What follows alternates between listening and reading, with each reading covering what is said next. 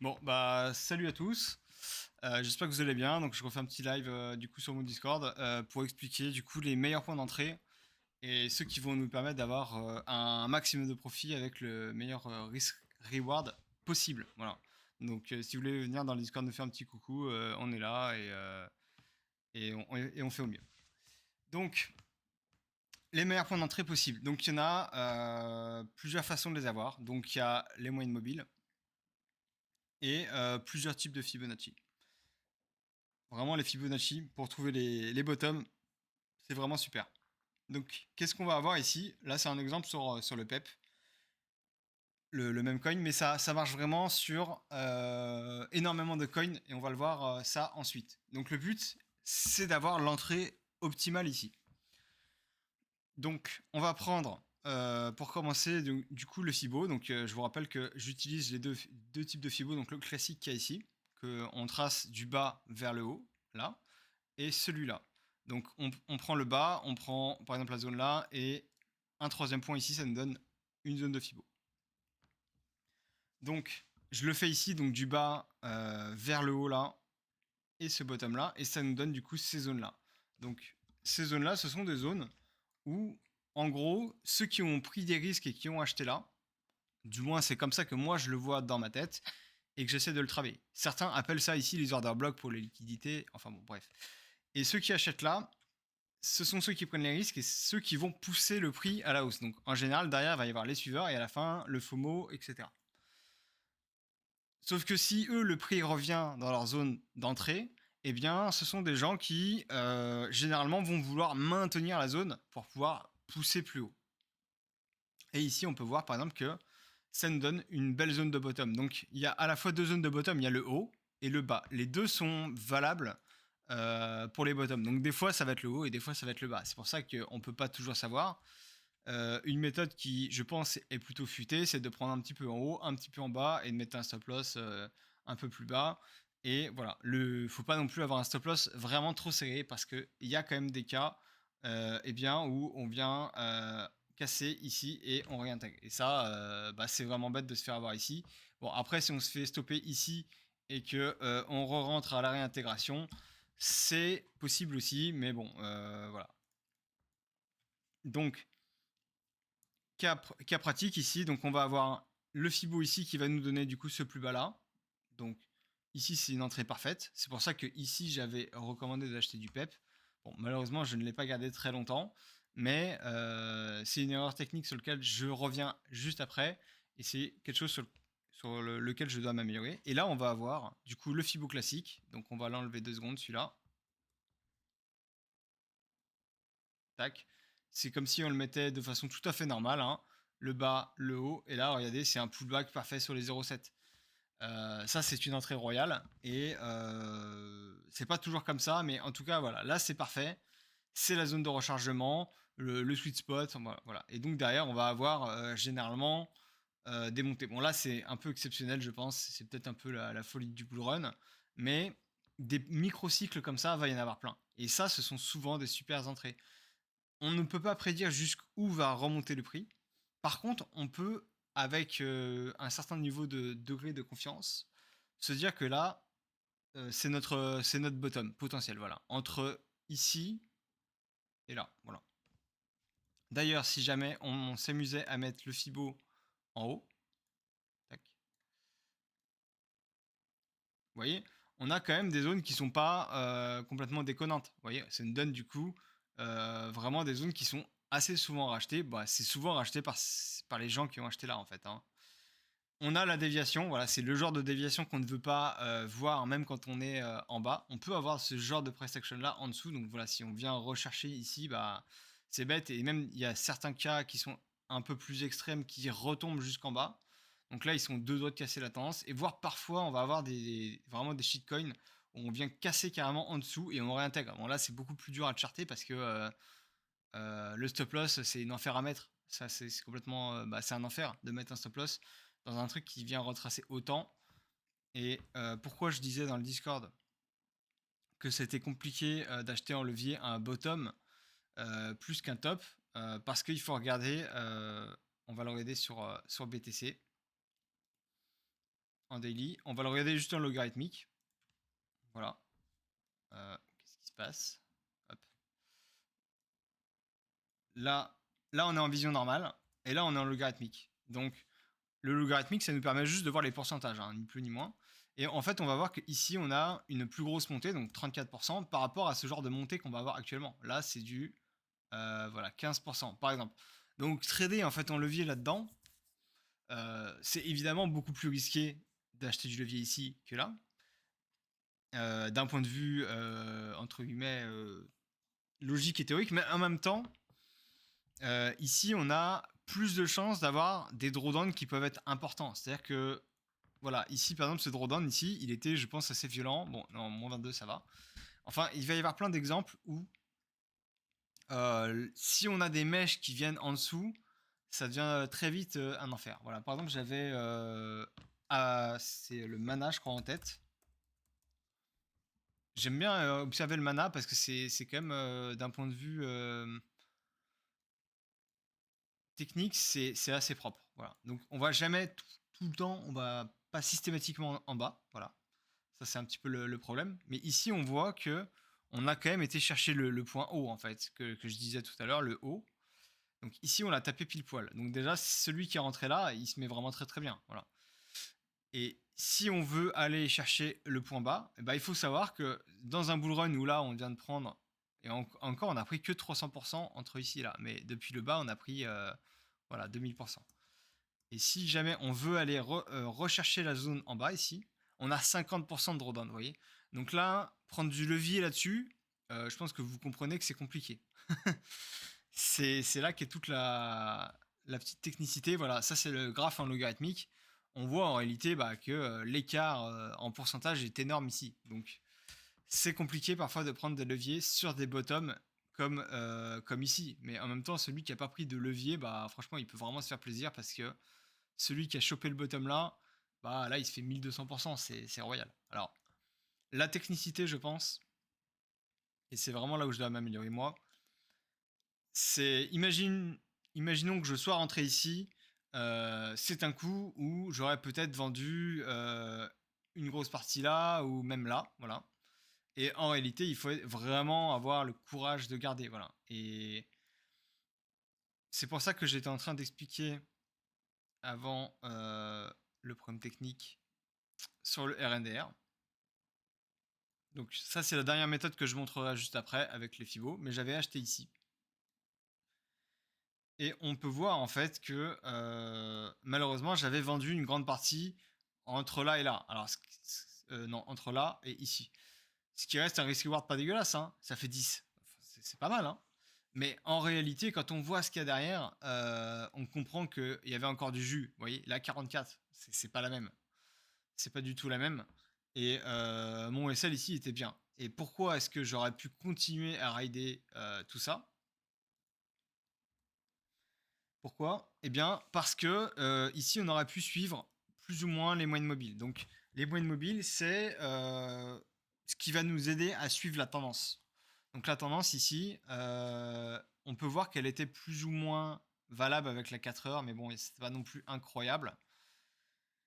Par contre, on peut voir aussi qu'il y avait la EMA 666 4 heures qui nous a fait la tendance tout court. Donc, c'est pour ça qu'ici, d'ailleurs, j'avais voulu shorter vraiment juste là. Et bon, malheureusement, j'ai shorté un peu plus bas, alors peut-être là, bon voilà, jusqu'à ici. Et j'ai changé ça en longue par là.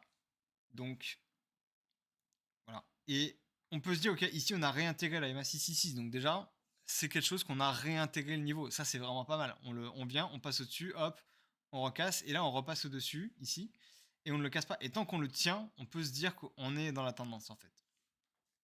Techniquement, on peut se dire ça. Mais déjà, si on prend juste la 4 heures, elle est parfaite. C'est-à-dire que ici, on vient, on bloque dessus, on repasse au-dessus, pullback, et là, à partir de maintenant, on la tient tout le temps. Bon, évidemment, il y a des petites mèches. Et ici, hop, on la casse. Et c'est en réalité une déviation. Alors ça, on le sait après. Mais voilà, on vient, on bloque dessus, tac, tac, et on repasse au-dessus. Et à partir de là, le bull run continue, re-pullback dessus. Donc là, c'est parfait. On peut dire que cette moyenne mobile, elle nous fait vraiment parfaitement la tendance. Et c'est une façon aussi, tout simplement, de se dire que c'est bien d'acheter les bottoms, je sais le faire, mais faut être capable de garder. Et les bottoms, vraiment, je vais pas me lancer des fleurs, mais je commence à être vraiment très bon sur les bottoms. J'ai pas toujours eu le courage de les acheter, hein. Sur Solana, j'ai quand même j'avais quand même envoyé un message à mon ancien patron, lui dire: «Est-ce que c'est pas le moment de changer, une grosse partie de mon spot en Ethereum, en Solana ici?» Et malheureusement, je l'ai pas fait. Voilà, parce qu'il m'a dit: «Ouais, non, j'aime pas trop, je sais pas quoi», enfin bon, bref. C'est OK, voilà, c'est de ma faute. C'est de ma faute, mais en tout cas, voilà, la leçon, c'est que je sais bien trouver les bottoms ici. Le Arbitrum, heu, on va prendre le Arbitrum.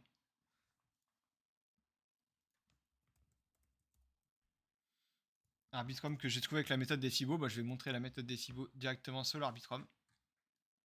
Donc c'est ça que j'appelle la douleur maximum. Hop là. Je dézoome pour pouvoir bien voir, hein. Hop. Donc ici, on a eu des acheteurs de top. Là, tous les mecs qui ont acheté entre ici et là, c'est des mecs qui ont FOMO et qui ont acheté le top, en fait, tout simplement. Donc, les gens qui ont acheté le top, le but du marché, ça va être de les laver, de les liquider, voilà. Et qui revendent enfin ce qu'ils ont acheté en haut, en bas, voilà. Et le but, c'est de leur acheter à eux, tout simplement. Donc, moi, je trace le Fibo classique, hein, le Fibo le plus normal, le normal, quoi, voilà. Du bas vers le haut. Et derrière, on peut voir que le prix, il vient assez bien réagir avec ces niveaux-là, vous voyez. Et quand on était en bas, voilà, là on voit ça. Là on voit ça et on se dit, ouais, il y en a, ils disent c'est le bottom. Moi je me suis dit, bon, ok, c'est possible. Des fois ça arrive qu'on s'arrête là et qu'on repart. Et ça m'est déjà arrivé de me faire un peu avoir, hein, parce qu'on s'arrêtait là et que ça est reparti sans moi. Mais je me dis, bon, ok, il y a quand même une probabilité. Et j'avais une mini alerte ici. Et je me rappelle, j'étais dans un aéroport en Pologne. Et là, qu'est-ce que je reçois? Je reçois une alerte ici. Je fais, ah, on a touché. Ah, c'est super, on a touché là. Et là, j'avais encore envoyé un message à mon patron et je lui ai dit, ok, là, je crois que c'est vraiment le moment de s'intéresser à Arbitrum.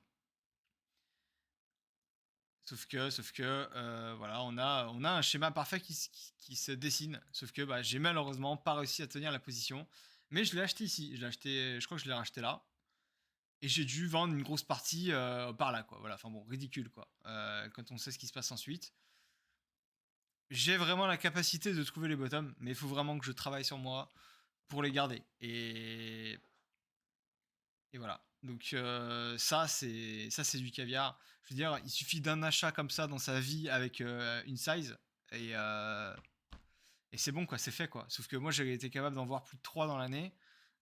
Si la prochaine fois j'ai le courage de les garder, je vais faire fureur quoi là-dessus. Ça va être une dinguerie quoi. Et à chaque fois on a tout le temps peur, mais en fait il faut se dire, ok on a peur, mais peut-être qu'il faut peut-être juste suivre la tendance. Et je pense que la 4 heures, d'une manière générale, c'est pas mal. Bon là il y a vraiment beaucoup de dessins. Est-ce que ça c'est pertinent? Ouais bon, ils sont pertinents les dessins. Je pense que la 4 heures est pas mal. On voit quand même qu'on va souvent la titiller, qu'on repasse un petit peu en dessous tout ça. Non, la 4 heures en vrai elle est pas bonne. Je pense que c'est peut-être la 6 heures. Ouais, la 6 heures est la plus proche. Propre. Ouais, on voit quand même déviation, réintégration. Bon, ok. Donc voilà, je pense que le but, en tout cas avec Sissi, ça va être vraiment d'aller chercher du coup ces zones de bottom. Donc là, zone de bottom parfaite avec le Fibo. Et le mieux, c'est si jamais on peut mélanger ces zones-là. Donc on va utiliser le bottom avec le Fibo. On peut utiliser, du coup, pourquoi pas. Alors là c'est pas le cas. Le genre de price action où on va trouver les bottoms comme ça. Là, je vais le remettre comme c'était avant parce qu'il est plus bon. Voilà. Hop. Voilà, le bottom comme ça, donc ça c'est super. Donc on avait le même du coup sur plein d'endroits. Par exemple, un autre cas pratique, mais là c'est pas sur du 4 heures, parce que là en fait c'est une price action assez court terme, hein. On parle de, bon, 100 jours, c'est quand même pas rien, mais c'est pas non plus du très long terme. Et là on va avoir un autre cas avec le Lunce. Voilà, on peut se dire, mais qu'est-ce que c'est que cette merde de Lunce? Ça ne sert à rien. Voilà, et j'ai souvent enragé après le Lunce en me disant, mais c'est vraiment une connerie ce truc. Mais en même temps, voilà les faits. Ici, on a le Lunce, on trace juste le Fibo. Donc ça, c'est le Fibo comme je le trace de base, hein. Hop, ça nous donne le top. Alors oui, ok, il y a 10% en plus, ok, super. ça nous donne le top et ça nous donne le bottom. Donc voilà, le bottom était quasi parfait. On peut voir qu'on aurait pu aller un tout petit peu plus bas à ce niveau-là. Bon, ok, certes. C'est pour ça, en même temps, je pense qu'il faut être capable aussi de porter ses balls quand on achète là. Et pas se dire, bon, ok, là, on a perdu 10%, c'est fini. Enfin, voilà. Je pense qu'il faut avoir la capacité de garder ça. Et là, c'est le moment où que ce soit nous, même quand on sait que ça peut réagir comme ça, et la majorité des gens et des acteurs, c'est le moment où on a tous peur en fait. Et c'est pour ça que quand on voit le Arbitrum, comme je l'ai montré tout à l'heure, au bottom, on se dit mais non, ça va continuer à chuter parce que là on le voit comme ça, c'est beau. Mais quand on le voit comme ça, je peux vous assurer, c'est pas la même. Et que là, quand il s'agit de risquer 1000 balles, on se dit putain, à n'importe quel moment, le truc il finit ici. Et s'il finit ici, on prend encore moins 30%, moins 50%.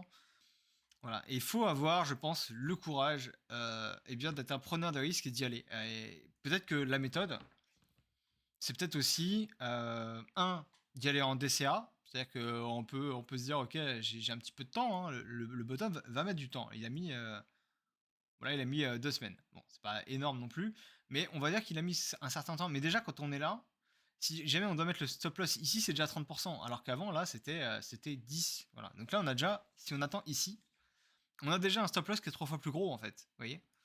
Euh, L'avantage du bottom, c'est que, voilà, ok, si jamais ça foire, bon, bah ça foire direct. Mais si jamais on reste dans le trade, on a vraiment cet avantage d'avoir un risk-reward absolument spectaculaire.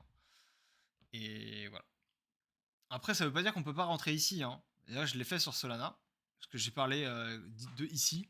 Mais moi, ma plus grosse entrée sur Solana, c'était ici. Et d'ailleurs, pourquoi ici? C'est vrai que j'ai même pas parlé de cette méthode. Parce qu'on revient avant. Ici, on a eu un cycle crypto classique. Hein, voilà, on met le Fibo comme ça, de façon classique. Et derrière, on l'étend. Parce que ce cycle-là, vous croyez qu'il est dépassé quand on a fait ça? Non, non. Quand on revient là-dedans, on retrade dans ce cycle-là. Voilà. On voit, bon, voilà. Là, on dépasse les 0,7. Et c'est derrière ça qui a amené un peu le bottom. Hein, c'est que là, on est carrément arrivé en bas de cette zone-là. Ici, là. Voilà. Je crois les 7, voilà, c'est ici.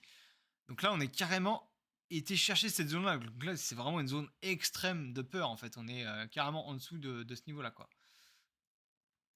Et on a tradé dans ce niveau de Fibonacci. Et donc ça veut dire que le cycle qui s'est passé là-bas est toujours d'actualité. Voilà. Et je me suis dit, bon, ok, j'ai raté les 0,7, parce qu'en fait, moi, je les attendais ici. Malheureusement, j'avais un ordre là, et il a méché les types. Bon, bref, c'est pas de bol. Et donc, quand j'ai vu ça, je me suis dit, ok, on a une tendance haussière. Creux, creux, sommet, sommet. Et là, il y a potentiellement un autre creux. Voilà. Bon, j'ai eu de la chance parce qu'en vrai, mon stop loss était vraiment juste là. Hein. Il a quasiment été frôlé. Mais je me suis dit, bon, ok, 0,666, on achète. Et j'ai mis gros back spot quand même. Enfin, à l'époque, ça valait pas si cher, mais j'ai mis, je sais plus, genre plus de 1000. Et voilà, sachant que je l'ai vendu en moyenne à 80, c'est devenu 8000 balles avec 1000 balles. Enfin, ouais, non, je sais plus, mais je me suis retrouvé. Non, j'ai peut-être mis 2000. Enfin bon, bref, on s'en fout. Donc voilà, ici on peut voir que là c'était un très bel achat et on voit que ce cycle il a fonctionné d'ailleurs. Le risque c'est que je me suis dit qu'à partir d'ici ça allait potentiellement être la fin. J'avoue que je n'anticipe pas un tel bull market. Je m'attendais plus à un pullback dans ce range à cet endroit-là. Et d'ailleurs, un autre cas qui est un petit peu similaire, on a le Dogecoin, tout simplement, notre ami.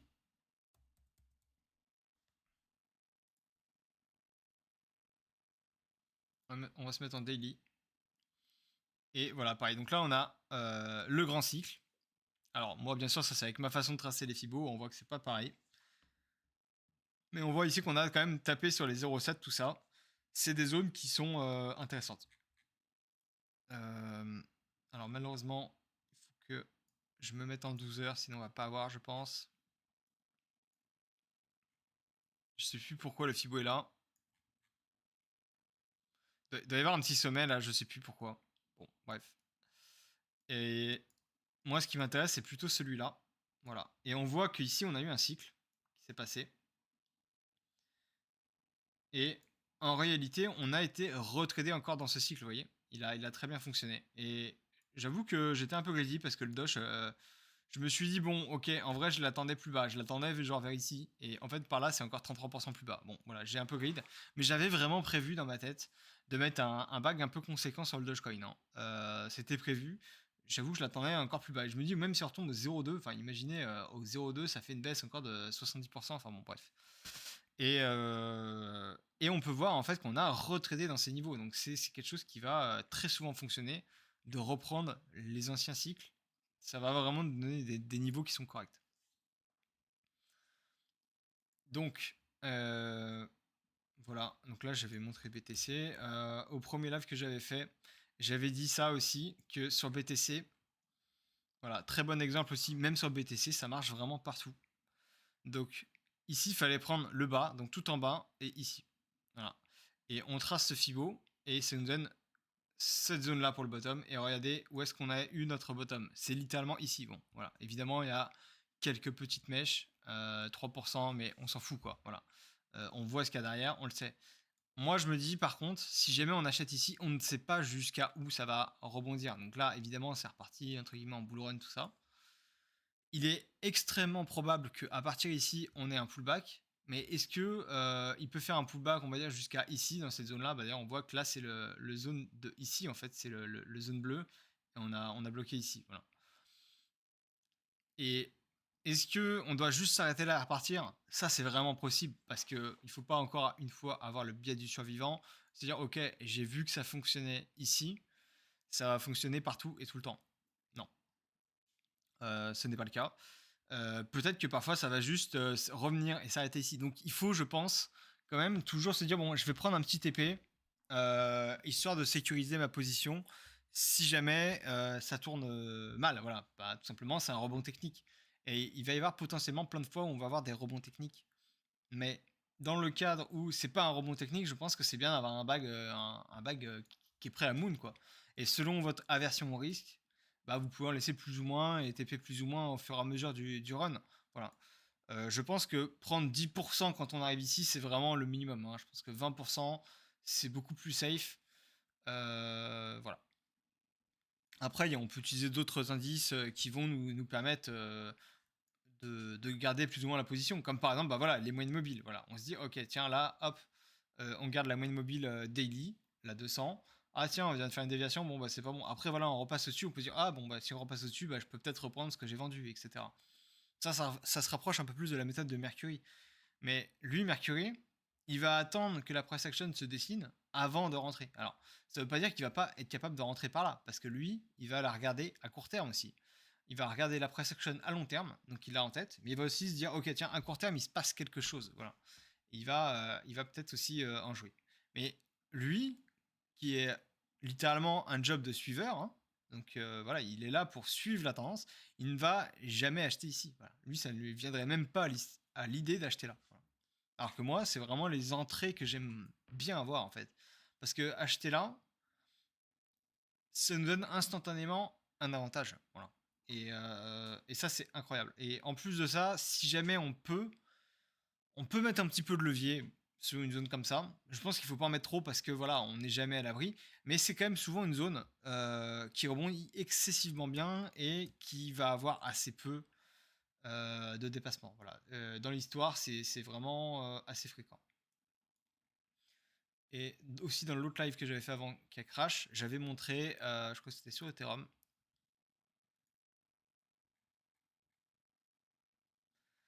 Donc ici, on va avoir une zone qui a assez bien fonctionné. Voilà. Donc voilà, il y a beaucoup de dessins, désolé, mais voilà, ici c'est une zone d'acheteurs. Et ces gens-là ont poussé le prix, on va dire, au moins jusqu'à là. Voilà. Bon, on voit que ça dépasse. Et c'est d'ailleurs pour ça aussi que je fais beaucoup moins d'argent en ce moment que d'habitude. Parce que pourquoi? Mais moi, je fais de l'argent quand il y a des mouvements de prix, des hausses, des baisses. Et c'est là où je sais capitaliser énormément. Pas forcément dans un range, mais vraiment quand il y a des hausses, des baisses. Je peux grandement améliorer ma méthode en suivant beaucoup plus les tendances et je pense que c'est vraiment ce sur quoi il faut que je travaille.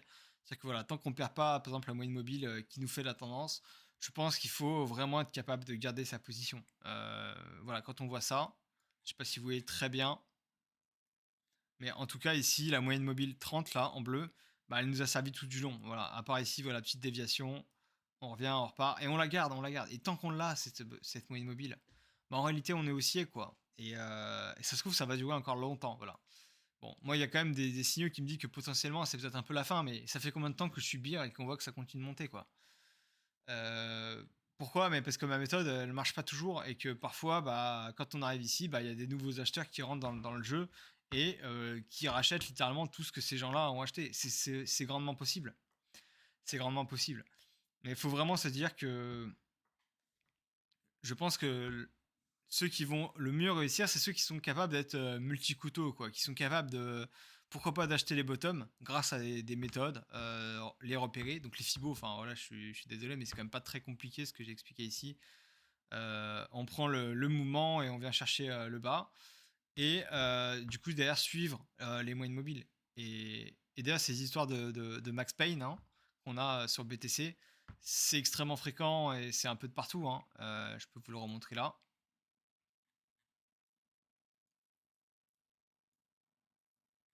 Bon, attendez, on va se mettre en 3 heures. Ça ira plus vite. Voilà. On reprend, replay. Allez.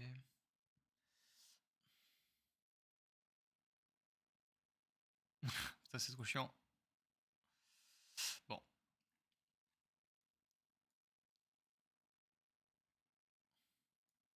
Ça marche ou pas? Non. Ah, si, c'est bon, ça marche. Bon, ok. Donc là, on va se mettre en 15 minutes. Ah, c'est lent. Ça m'insupporte. Donc ça c'était l'ETF. Donc en ETF, on avait, on peut avoir plusieurs Max Payne. Hein. On peut avoir celui-là par exemple, voilà, qui est la première zone. Là, c'est vraiment les tout derniers acheteurs. Là, c'est vraiment eux qui ont acheté le top, littéralement eux. Mais il y a aussi eux qu'il faut pas sous-estimer, parce que eux, ils font partie du mouvement, mais ils vont juste un peu plus loin. Hein. C'est-à-dire que eux, ils ont aussi acheté tout le mouvement, mais vraiment le pire du pire, c'est eux là. Eux, ils ont vraiment acheté le tout dernier mouvement sans vraiment avoir aucune possibilité de se barrer. Et pourquoi est-ce que derrière ça va nous donner des zones qui sont extrêmement importantes? C'est qu'en réalité, dans le marché, alors c'est comme ça que je me le visualise aussi, c'est que d'une manière générale, les gens qui ont acheté à un endroit, quand le prix devient négatif, ils ne rêvent qu'une seule chose, c'est de sortir à break-even. Donc de ressortir à l'endroit où ils sont rentrés quand ils étaient en stress. Donc voilà, imaginons lui, il a acheté là, le prix descend plus bas, là il est vraiment en sueur.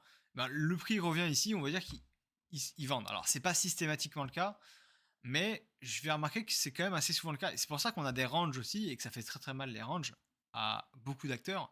C'est qu'en fait, quand on est dans un range, bah, déjà il y a des gens qui vont FOMO en haut et en bas.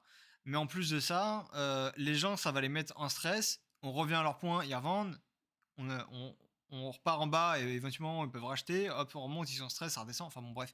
Et ils vont souvent rentrer, sortir, rentrer, sortir. Et ils se prennent les portes de saloon. Et en plus, à la fin du range, en général, ils sont même plus placés puisqu'ils ils en peuvent plus, quoi. Voilà.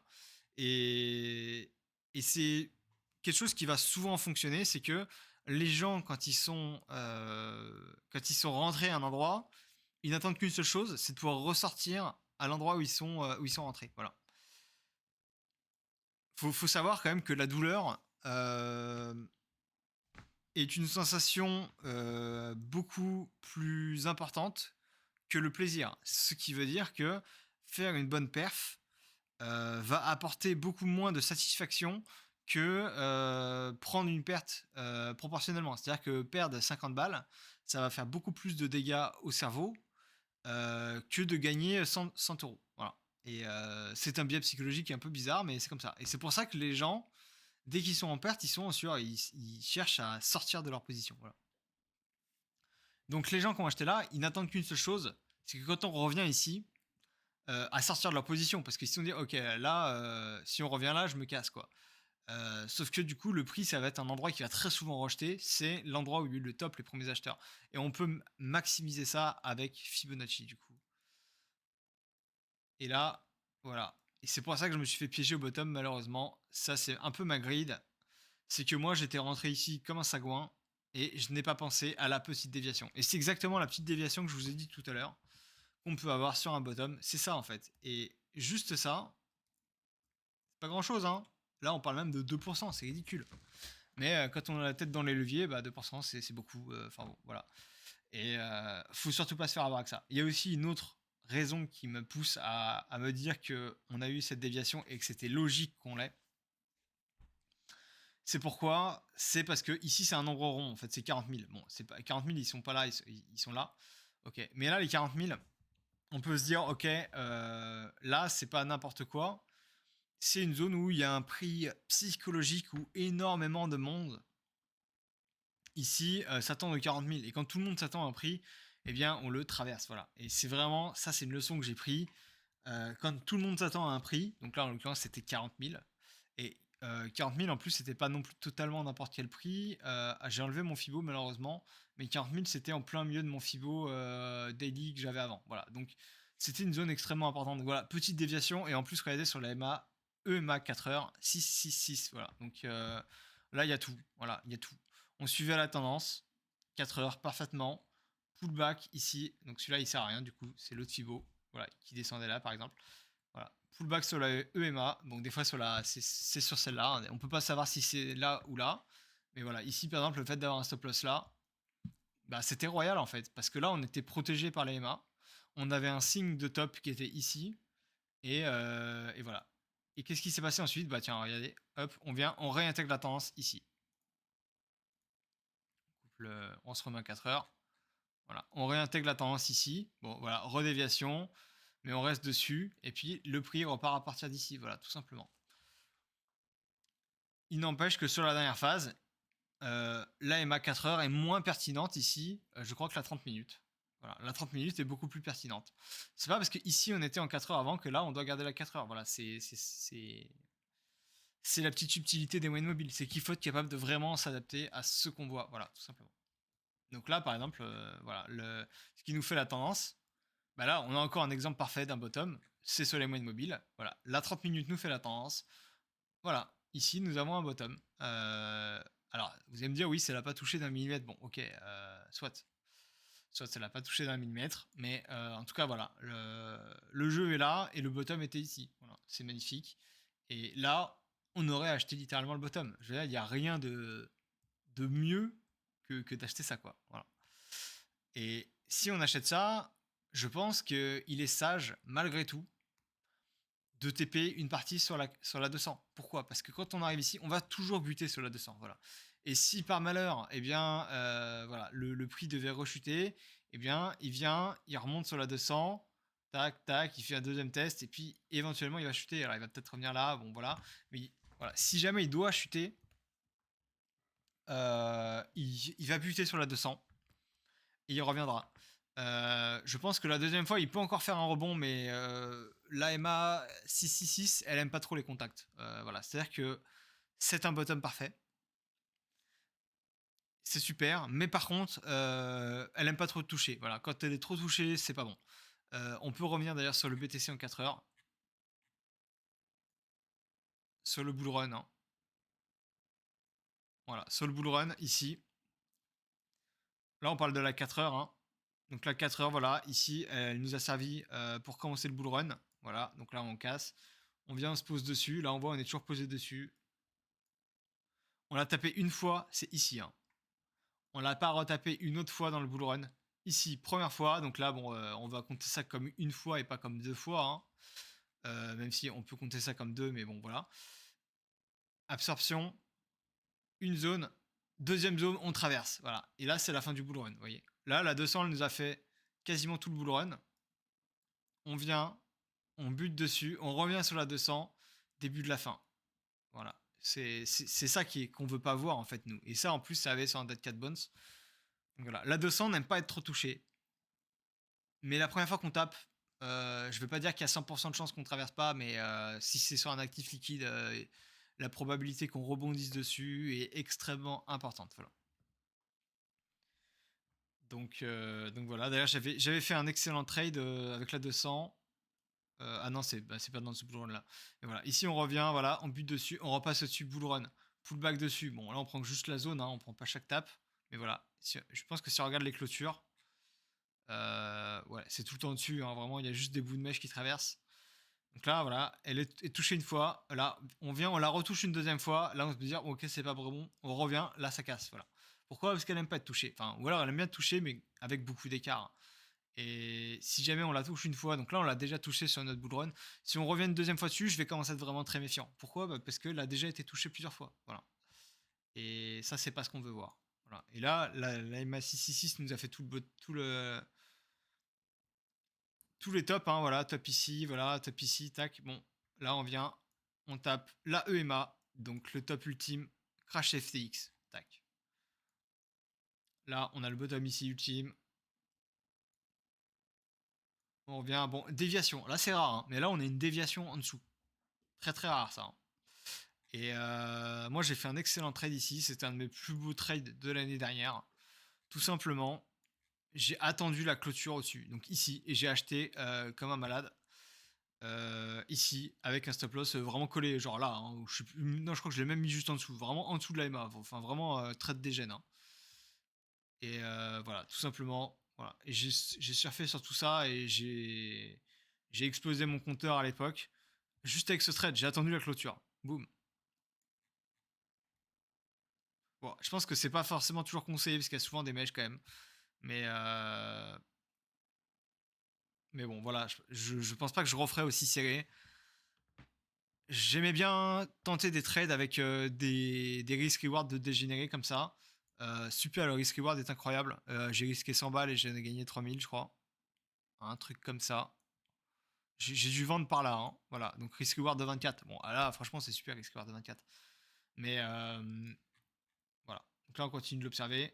Voilà, là, on repasse au-dessus. Pullback sur la 200, pullback sur la zone. Et là, on recasse la 666. Voilà. Là, on peut dire qu'on touche ici sur la EMA. Et... Ah bah non, 4 heures, on l'a pas encore touché, pardon. C'est juste la 30 minutes qu'on a touché. Donc voilà ce qu'on voit, c'est que bah, si on arrive ici sur la 4 heures, bah, je vous le dis, c'est un achat. Voilà. Déjà, si on y va assez rapidement, on a ce Silbo et on a la 4 heures. Là, on a deux confirmations de bottom ici. Donc là, c'est super. Voilà. Voilà, il y a ça. Est-ce que j'ai d'autres choses à rajouter sur les bottoms? Il y a aussi la façon de trouver des mèches. Donc j'en avais parlé, je suis plus dans le dernier live ou pas. Mais tout simplement, c'est bah, de mettre des ordres sur les EMA, quoi. Voilà, j'avais pris alors en 4 heures, en 6 heures. Je sais plus exactement quel trade j'avais passé, hein. Je me rappelle plus. Mais c'était par là. Et je me suis dit, on était ici. Je me suis dit, ok, je vais placer un ordre ici sur la MA 666 et on verra si c'est pris. Voilà, c'est tout. Je me suis pas posé de questions. Et j'ai posé des ordres comme ça. Alors, la réalité, c'est qu'en fait, là, c'était peut-être un peu plus risqué que d'habitude. Pourquoi? Parce que la EMA 200, donc là, je vais juste enlever ça qu'on voit un peu mieux. Voilà, la EMA 200 ici n'était pas parfaite. On voit qu'on est dans un range. Donc, dans les ranges, les moyennes mobiles marchent beaucoup moins bien. Et c'était assez peu significatif. Et d'ailleurs, on peut voir que c'est devenu plus ou moins. Ouais, non, c'est même pas devenu significatif après. Hein. Là, c'était pas terrible. Mais en tout cas, la EMA 666, ici, elle m'a servi du coup parce que j'ai placé un ordre d'achat là, quand il ne suis plus, genre là, et je l'ai laissé, j'ai dû vendre par ici. Voilà. Bon. Évidemment, si on regarde après coup, on se dit, bon, bah ok, j'aurais pu vendre beaucoup plus bas. Mais bon, bref, on s'en fout. Des fois, le but, c'est pas forcément de vendre tout en haut. Vous savez, si j'achète ici et que je revends là, bah c'est déjà très bien. Voilà. Faut pas non plus toujours chercher d'aller le plus haut possible, même si c'est pas forcément mauvais, hein, mais voilà. Ici, on peut voir aussi la, sur le Fibo, le 0,666, très bien aussi. Alors, c'est un peu comme les EMA, mais pas toujours. Il y a plein de cas où on va avoir vraiment ce genre de price action, genre des trucs qui montent hyper fort et qui viennent ici. Alors, j'en ai un en tête. Comment il s'appelle déjà? C'est celui qui fait les NFT là. C'est Chiliz CHZ, c'est ça? Ouais, c'est ça, USDT. Voilà. Ça, c'est le genre de price action qu'on peut voir en bull run. Donc, je parle de ça. Hein. Non, je vais même pas mettre le replay. Est-ce qu'on peut mettre en 12 heures? Bon, ok, j'avais pas fait de dessin dessus.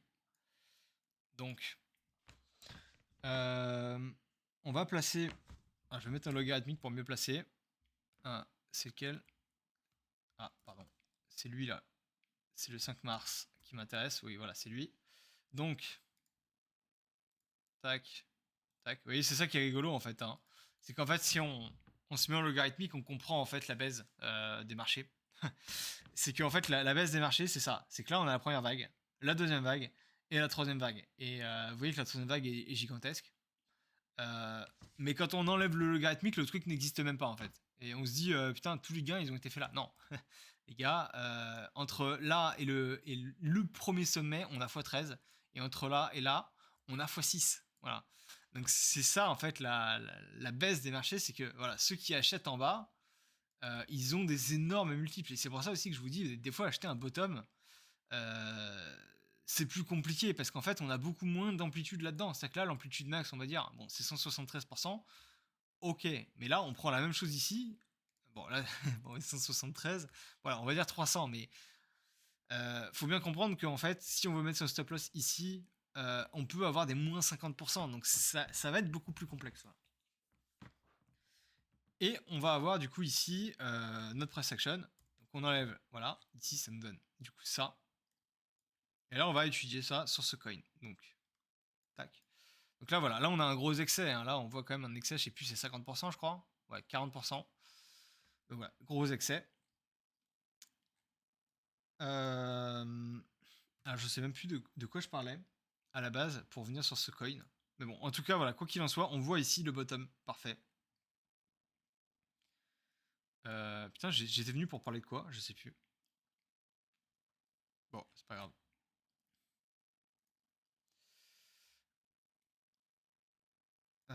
Ouais, non, vraiment, je sais plus pourquoi j'étais venu parler de ce coin.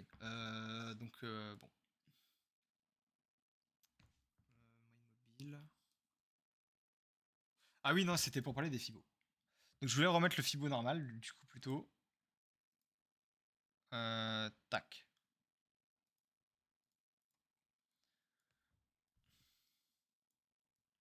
Alors, ça, on va enlever. Ça ne sert à rien. Et ça non plus. Voilà, donc là, on peut voir qu'on s'est posé dessus. Donc, ça peut être des zones comme ça, on peut acheter.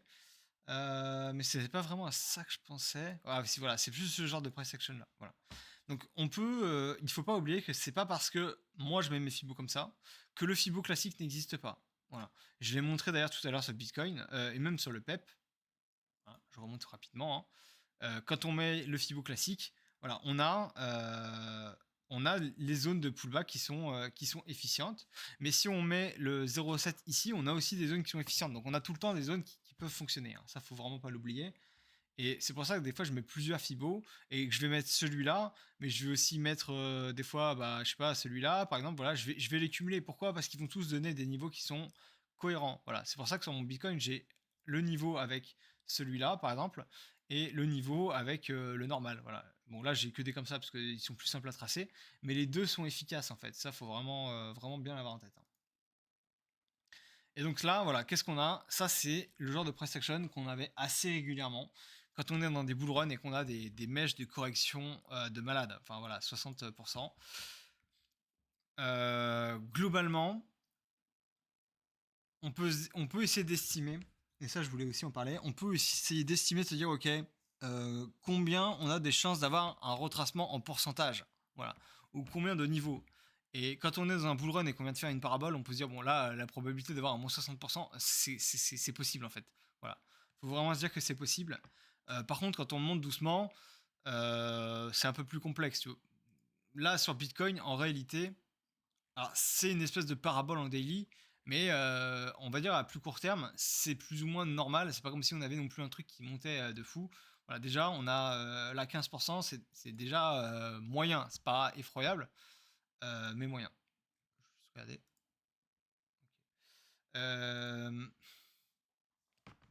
Et donc, une méthode ici, ça peut être aussi de laisser des ordres limites. Est-ce qu'on a envie de laisser un ordre limite sur les 0,5? C'est pas dégoûtant, voilà. Mais il faut se dire qu'il y a des cas où, des fois, on va vraiment traverser jusqu'ici, quoi. C'est-à-dire que si on l'achète là, il faut avoir ton stop loss ici.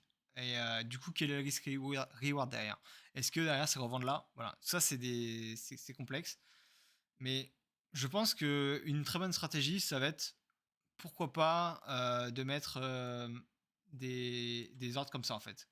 Euh, Tac. Alors, il faut toujours laisser un peu de place. Pourquoi pas, là, un petit peu en dessous de ce sommet, voilà. Et aller chercher au moins 2 niveaux dessus. Pourquoi 2 niveaux? Parce que souvent, le prix va jongler entre 1 et 2 niveaux, etc. Et en se mettant comme ça, on peut se dire, ok, là, alors là, c'est pas vraiment un absolu bottom, mais en tout cas, c'est un bottom local. Et ça, c'est comme ça qu'on peut trader aussi avec les Fibo. C'est se dire, ok, je place mon ordre là, je vais chercher 2 dessus, voilà. Et on peut mettre 3 dessus. Voilà. Alors, attends, il faut, je te mute, poteau, je te démuterai après. Euh, donc voilà, on peut chercher 3 niveaux au-dessus, par exemple, c'est aussi très très bien. Voilà. Et dans l'idéal, on a sur le 0,666, donc là, on voit par exemple que le 0,666, c'est une zone ici qui a marché. Et là, comme j'ai dit, on va chercher 2 niveaux dessus. Bon, voilà. Mais il ne faut pas forcément chercher la lune, parce que vous voyez, tout ce qui serait passé au-dessus, et ben là, ce serait SL en fait. Voilà. Parce que là, derrière, on va se mettre là à peu près. Et si on se met ici, eh bien, on a un SL. On peut aussi mettre un ordre là et un ordre sur le 666. Voilà, on laisse les deux. Et l'avantage des leviers, c'est que ça peut aussi facilement nous permettre de faire ça en fait. Pourquoi? Parce qu'on se met à levier 100, on se met en cross, et on laisse des ordres traîner très longtemps à l'avance. C'est-à-dire que, ok, on voit cette parabole, on ne sait même pas si elle est finie. Hein. On peut se dire, ok, là je mets un ordre sur les 0,666, sur les 0,618, la probabilité qu'on fasse un rebond dessus est extrêmement élevée. Voilà. Le plus risqué qui puisse vous arriver, c'est littéralement, et ça c'est quand même un risque non négligeable, de prendre une mèche comme ça. Hein, voilà. Et ça arrive. Voilà. Une mèche comme ça qui casse, elle revient. Donc peut-être que aussi la stratégie, ça peut être de se dire, ok, moi j'ai envie de réduire le risque et je vais prendre un risk reward de 1. C'est-à-dire que, bon, normalement ça vient pas jusqu'au 0,7, là c'est quasiment impossible. Mais on peut aller chercher 2 niveaux dessus. Bon, là on est à 1,6. Mais sauf qu'on est à 1,6 avec une probabilité de réussite extrêmement élevée. Donc imaginez, vous misez 1000 balles ou 1500 balles, vous en récupérez 2000. Et la probabilité est extrêmement élevée. Et c'est ça qui est excellent. Et c'est pour ça que j'ai aussi, quand il y avait ce genre de press action là, fait énormément d'argent. Parce que je sais beaucoup mieux trader ça que les paraboles là. Hein. Bah en fait, tout simplement, la probabilité est extrêmement élevée. Donc si la probabilité est extrêmement élevée, bah on a juste à pas avoir le stop loss trop proche, voilà, parce que celui qui s'amuse d'avoir son stop loss là, bim, voilà, et celle-là, ah c'est bête, hein. Et bien tout simplement, vous pouvez exploser votre compteur sans forcément avoir des risk reward énormes, mais par contre des probabilités extrêmement élevées. Par contre, une fois que ça l'a tapé une fois, c'est comme la moyenne mobile. Une fois qu'on l'a tapé une fois, la deuxième fois c'est moins fiable. Voilà. Bah d'ailleurs c'est moins fiable et on voit que ça a été traversé jusqu'ici. C'est moins fiable, tout simplement. Donc voilà. Et pour finir les 0,7, c'est royal. Euh, Contrairement à la dernière fois, il n'y a pas, on va dire, cette espèce de...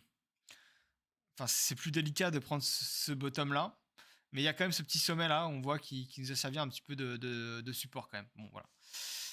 Et... Mais je dis ça, mais peut-être que si on zoome, peut-être qu'on l'a en 4 heures. Hein. Non, on l'a pas en 4 heures. Ici, il n'y a rien. Voilà. Enfin, il y a un petit truc là, mais bon, ça, on s'en fout un peu. Hein. Bon, bref. Donc voilà, on peut pas toujours prévoir toutes les mèches, et on voit que les mèches sont quand même plutôt violentes. Voilà, 28%, hein, faut être accroché pour le stop loss là. Hein. Mais c'est aussi le moment où, quand on est sur un bottom, encore une fois, il faut peut-être réduire le levier, parce que sur un bottom, les mèches sont plus grandes que ici. La même mèche ici, c'est 18%. Pourtant, regardez la taille de la mèche, c'est la même taille de mèche. Mais ici, le multiple est quasiment 2 fois moins gros qu'ici. Voilà. Parce que l'explosion entre là et là, c'est 400%. Et pourtant, on va prendre à peu près la même taille. Ici, là, c'est 100%, alors qu'on va même plus haut. Vous voyez? La taille entre là et là est plus haute que là. Et pourtant, eh ben, il y a 4 fois moins de volume. Et c'est pour ça que les mecs qui achètent et qui prennent des risques, bah oui, ils prennent des risques, ils sont pas les suiveurs. Donc oui, les suiveurs, excellent, ils font tout ça. Hein. Bon, ils ont de quoi manger. Hein.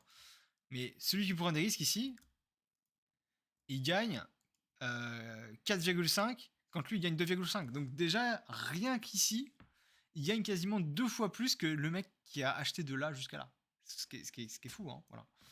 Donc, faut pas hésiter à avoir des stop loss un peu larges. Et regardez ici, qu'on vienne pas me dire que le 0,666 n'est pas pertinent, hein, parce qu'il y en a qui me disaient que c'était pas pertinent. Mais regardez-moi à quel point c'est incroyable. On fait littéralement un range entre ici et le 0,666. Voilà. Ensuite, on enlève. Là, c'est juste un cas pratique, hein, mais je pense qu'il y a vraiment tout dans celui-là, hein. C'est un cas pratique de bull run. Voilà. Pourquoi il me les a enlevés dans 12 heures. Voilà. D'ailleurs, regardez un truc qui est rigolo, c'est que le prix actuellement, il est juste au-dessus de ce petit sommet. Vous voyez, c'est pas peut-être pas un hasard, j'en sais rien, mais bon. Et le prix ici, il est descendu jusque là. On va se mettre en log pour le voir. Ok, voilà. Bon, il est descendu jusqu'à cette espèce de petit amas. Bon, ok, voilà. J'ai pas trop d'avis, mais il semblerait que ce soit ici le bottom qui nous ait permis de faire, on va dire, toute cette hausse en fait. Voilà. C'est un peu particulier. Mais ça se trouve, peut-être qu'il fallait prendre un bottom ici, hein.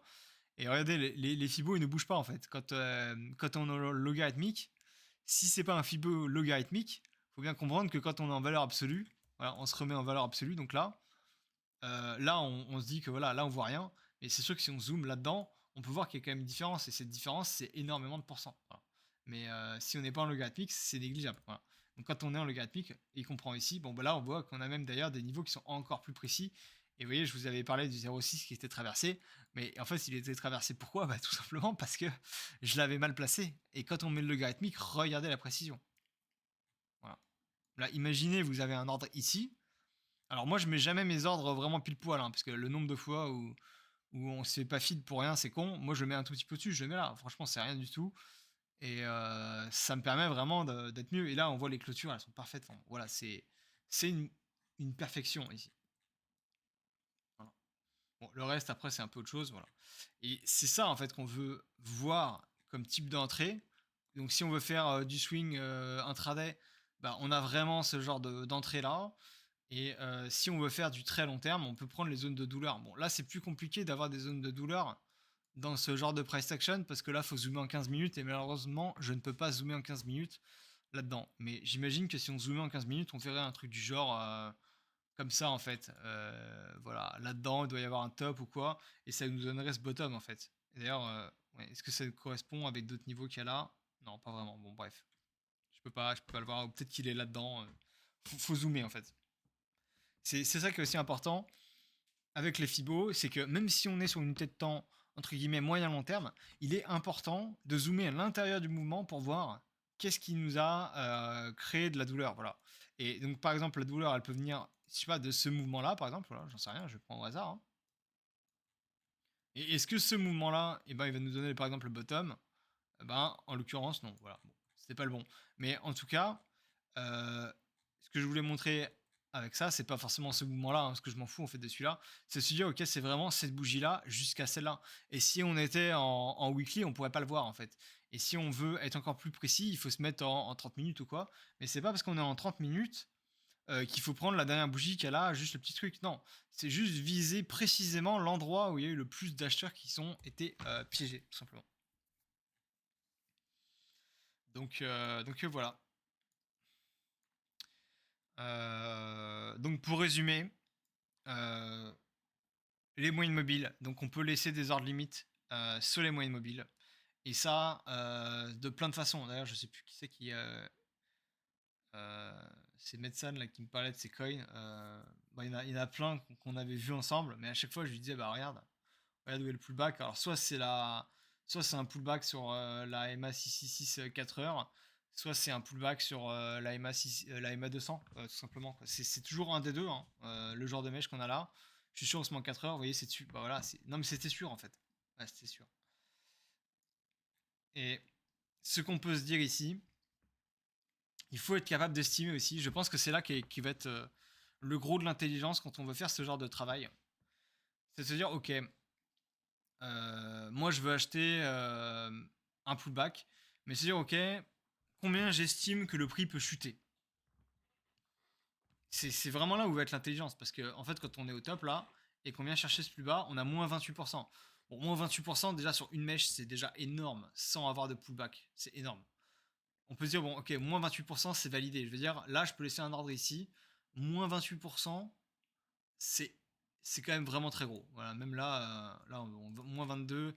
Là, on a des énormes trucs, mais là, c'est vraiment parce que c'est des bottoms, quoi, moins 44.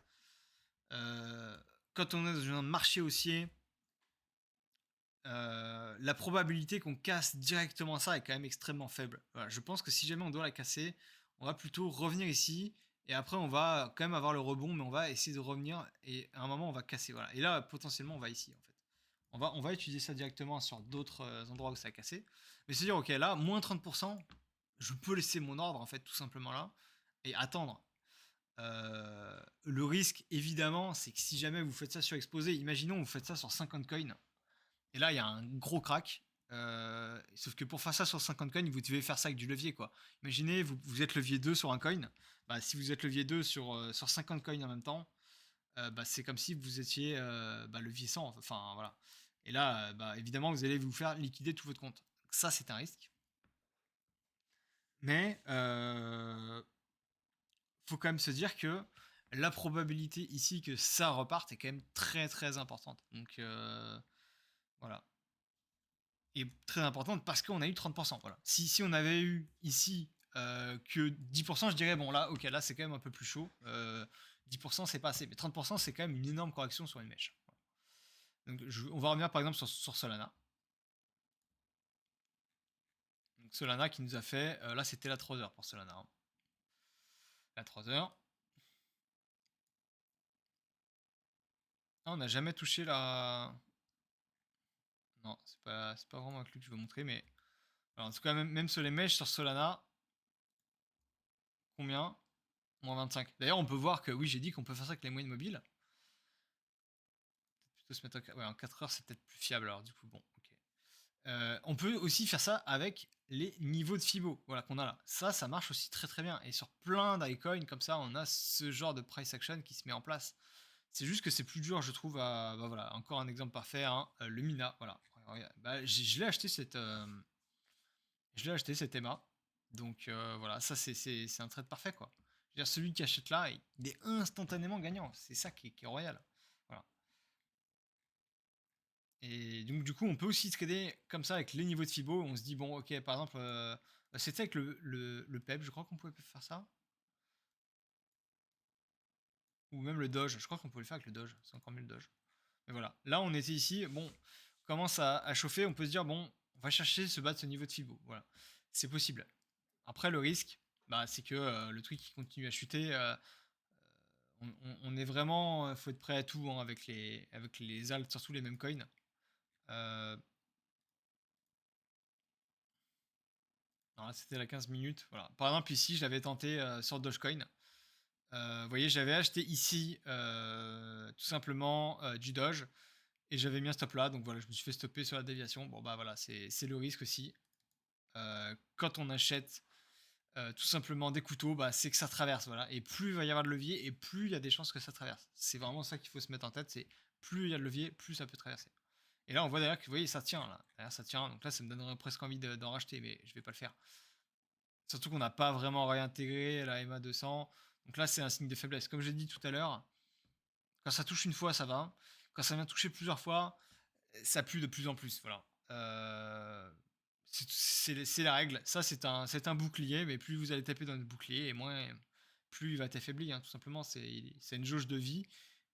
Entre guillemets, et quand le prix repart et que ça s'éloigne, on va dire que elle reprend un peu de jauge de vie, mais en même temps, si elle se prend un grand coup dans la gueule, bah évidemment, ça monopolise pas mal d'acheteurs, mais il y a moins d'acheteurs pour la prochaine fois. Voilà.